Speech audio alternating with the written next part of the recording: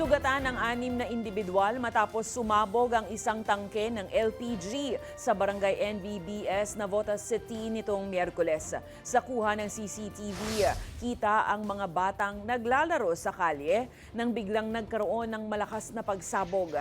Ayon sa isang kaanak ng biktima, nasa loob siya ng kanilang inuupahang bahay at nagluluto ng panindang mais ng kanilang pamilya nang biglang sumabog ang LPG tank matapos umanong sumingaw ang gas.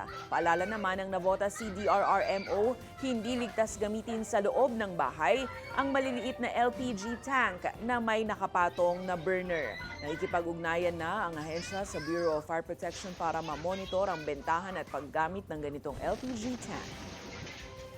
Nandito po yung kalan, tapos dito po yung may apoy. Tinatanggal po nung hipag kong lalaki yung ulo ng kalan.